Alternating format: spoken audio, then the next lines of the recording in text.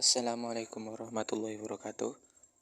Pada kali ini kita memasuki pertemuan yang ketiga, yakni B. Krisis yang tidak teramalkan sebelumnya, dari buku Indonesia Undercover Economy, Neoliberalisme Mencengkram Indonesia.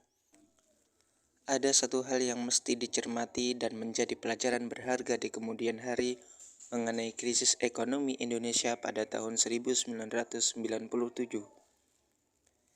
Krisis yang begitu dahsyat dan berdampak amat buruk bagi rakyat Indonesia itu ternyata tidak teramalkan oleh para ahli ekonomi.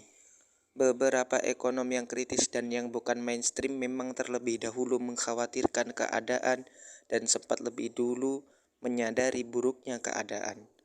Namun, pihak pemerintah dan ekonom kebanyakan sama sekali tidak menduga akan adanya kejadian-kejadian pada tahun 1997 dan setahun setelahnya. Ketidakjelian pengamatan itu tidak hanya berlaku ekonom yang berasal dari Indonesia, namun juga yang berasal dari luar negeri. Hal Hill, seorang ekonom dari Australia yang dianggap sangat ahli Indonesia, mengaku bahwa dia sama sekali tidak menduga atau meramalkan kejadian itu.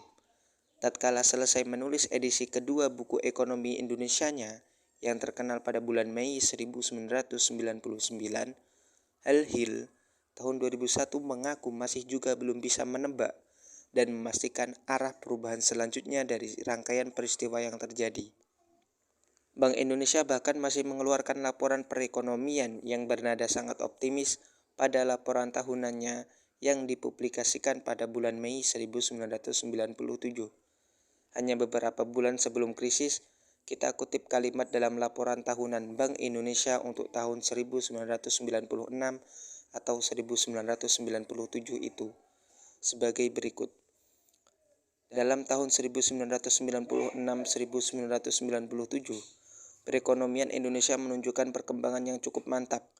Pertumbuhan ekonomi dalam tahun 1996 dapat dipertahankan pada tingkat 7,8%, sedikit lebih rendah daripada tahun sebelumnya, yakni 8,2%, namun masih di atas sasaran pertumbuhan rata-rata dalam Repelita 6, 7,1%.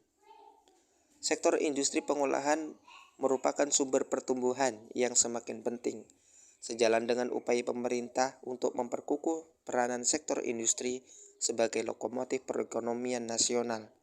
Sementara itu, berkat upaya pendinginan suhu perekonomian dan langkah-langkah untuk memperlancar arus barang, laju inflasi terus menurun sehingga laju inflasi kumulatif selama tahun 1996 atau 1997 mencapai angka 5,17%, yang merupakan angka terendah sejak tahun anggaran 1985 sampai 1986. Pertumbuhan impor juga menurun cukup tajam sehingga meskipun kinerja ekspor non-migas masih belum menggembirakan, defisit transaksi berjalan pada tahun 1996 sampai 1997 dapat dikendalikan pada tingkat yang aman, yaitu 8,1 miliar US dollar atau 3,5% dari produk domestik bruto (PDB). Fundamental perekonomian Indonesia tetap mantap sehingga mendorong arus masuk modal. Dalam tahun 1996 atau 1997, arus masuk modal luar negeri bersih lebih besar dibandingkan dengan defisit transaksi berjalan, sehingga cadangan devisa meningkat dan mencapai 19,9 miliar dolar atau setara dengan 5,2 bulan impor non-migas. Halaman 1. Perhatikan bahwa kutipan tadi diambil dari halaman 1 yang merupakan pembuka seluruh uraian laporan. Di bagian lain dari laporan itu, Bank Indonesia memprediksi keadaan perekonomian tahun 1997 sebagai berikut. Dengan mempertimbangkan berbagai segi tersebut, kondisi ekonomi secara keseluruhan diperkirakan akan tetap mantap. Pertumbuhan ekonomi pada tahun 1997 akan berkisar antara 7,5% dan 7,7%. Dengan kebijakan fiskal dan moneter yang tetap berhati-hati, tingkat inflasi diharapkan akan menurun lagi. Sementara itu, nisbah defisit transaksi berjalan terhadap PDB diperkirakan akan sedikit meningkat menjadi sekitar 3,9%. Namun secara keseluruhan, neraca pembayaran akan tetap mengalami surplus sejalan dengan perakiraan bahwa surplus lalu lintas modal akan lebih besar daripada defisit transaksi berjalan. Sementara itu, cadangan devisa diupayakan dapat dipertahankan pada tingkat setara dengan 5 bulan impor non-migas. Halaman 14. Salah satu pokok permasalahannya adalah tidak pernah jelas apa arti dari fundamental ekonomi yang kuat.